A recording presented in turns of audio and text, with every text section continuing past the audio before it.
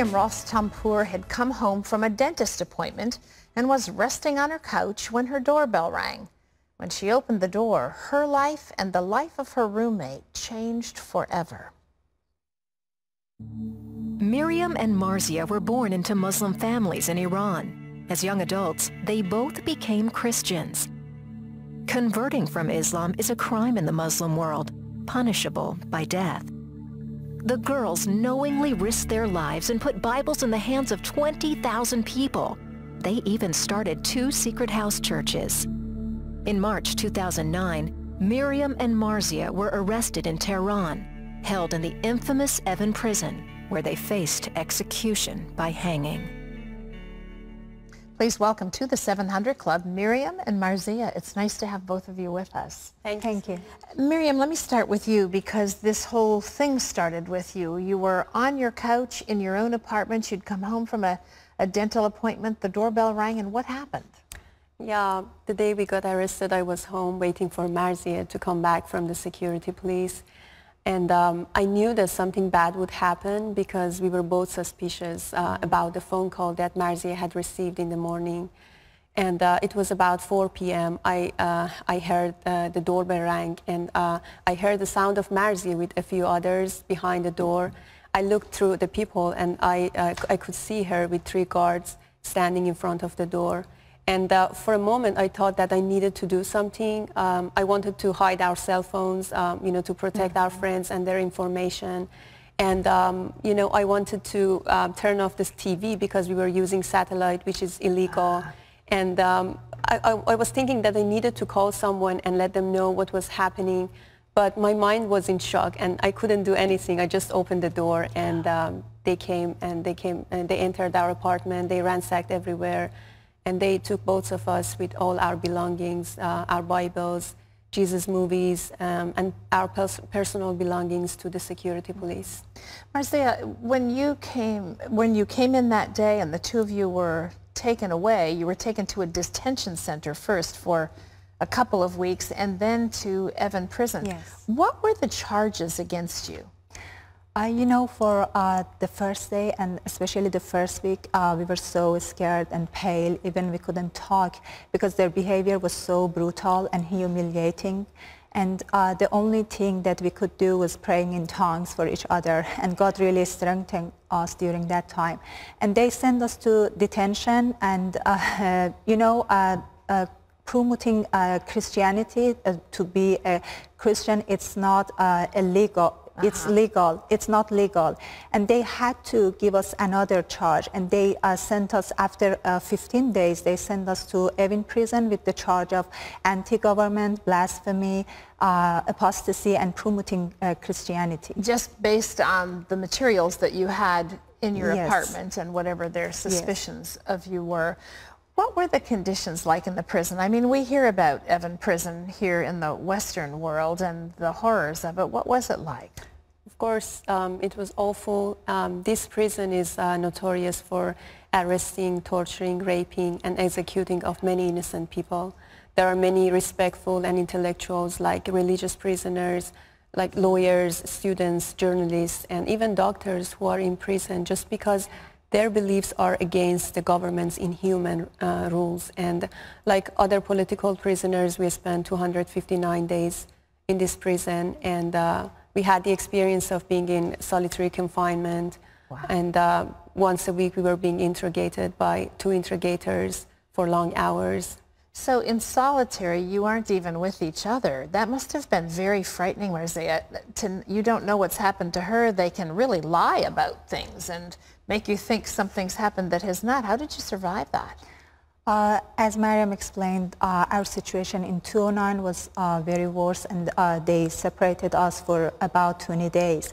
And each week, once a week, we were being interrogated by 2 interrogators for long hours, about 8-7 hours.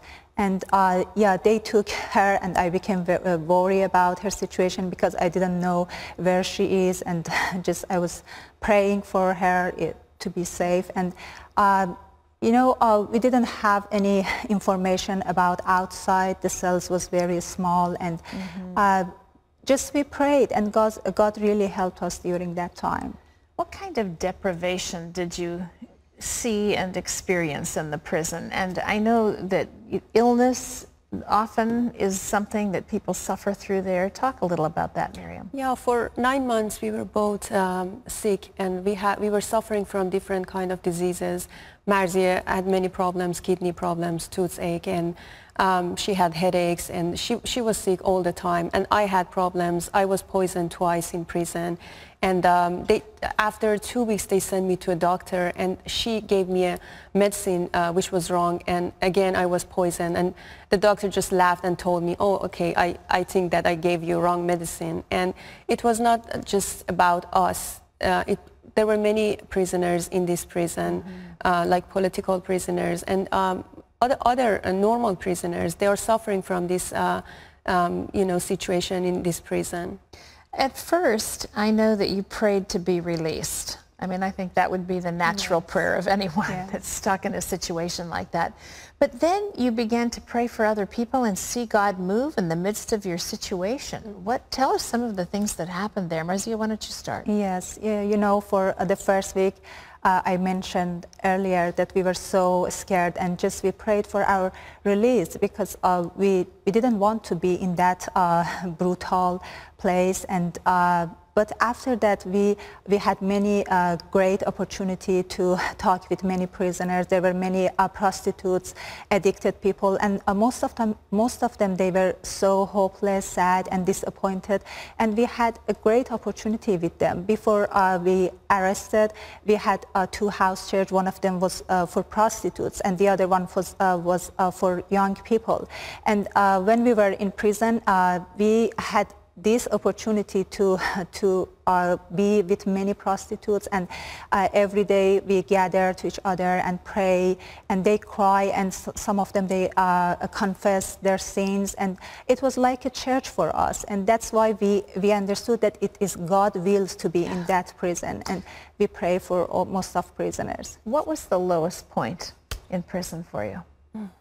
You know, we spent 259 days in prison, and it was only one day that I couldn't feel the presence of God. And at that time we were in solitary confinement, and we were not together.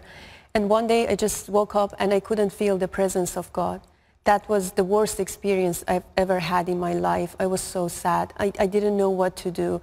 I was with a Muslim woman. She was political prisoner. And I just heard a voice in my heart and that told me that start singing. And, you know, I wanted to sing, but I couldn't find the words. I knew many worship songs, but I couldn't sing. And something was stopping me from praying and singing. And I felt that I needed to start singing in tongues. And, you know, there is a rule in that building 209 that no one is allowed to even speak loudly. And, but at that moment, I just wanted to talk to my father. I wanted to have a relationship with him, because it was so scary for me that I couldn't feel his presence. And just I started singing in tongues very loudly. And the woman in my cell was so scared. She told me, Mariam, please be quiet. The guards will come and they will punish you. But I continued singing. After 1 hour, I could feel the very presence of the Holy Spirit all around me and in my cell. And also my cellmate, who was a Muslim woman, she could feel the presence of God. And she asked me, please, can we sing in Farsi? I want to join you. I taught her some worship songs, and we started singing with each other. And after 2 hours, I could really feel the peace and joy. And God told me at that day that I am with you every day, even if you don't feel my presence. That's a good word for everybody who's listening to your testimony. After 59 days, you were released. Why do you think you were suddenly released? You know, we believe that the first reason that we got released, it's because of God's grace and God's wills. And the second reason, it was about the Christian supports. We heard many Christians all around the world, they were supporting us either by praying and sending letters to prison, which was so encouraging for us, and it made the Iranian government angry. And also we heard that some international organizations like United Nations, Amnesty, and even Pope from Vatican, they sent letters to Iranian government. And the Iranian government, they knew that many people from all around the world, they were watching their activities, by their brutal behaviors, by keeping us in this dark and brutal place. So it makes a difference when people sign these things. Sometimes we hear of someone who's in a prison scenario in another country, and online we're asked to sign petitions, and it does make a difference. What are you both doing with your lives now? Our main goal here is to be a voice for voiceless, and now we are living in a free country. We don't want to just live for ourselves, and we promised some of our friends in prison that we will be a voice for them in future, and we wrote our book Captive in Iran, and we hope that we can spread the message of our book and be a voice for those who are still in prison, who are still suffering, by spreading the message of our book, and by, we put the names on our website, captiveiniran.com, the names of those people who are still in Evin prison because of their faith. And we want to encourage people to continue praying for them and continue sending letters to prisoners. Prayer makes a huge difference, and we want to just encourage our viewers to go to your website and to pray for these friends that you have put on there by name. Miriam and Marzieh have written a riveting book. It's called Captive in Iran. It's available wherever books are sold. I highly recommend it. Thank you both. Thank you. Pat? What incredible women. What incredible women. I say it again, ladies and gentlemen. This is a vicious, evil system. And these are just two victims, just because of what they believed. They believed in Jesus.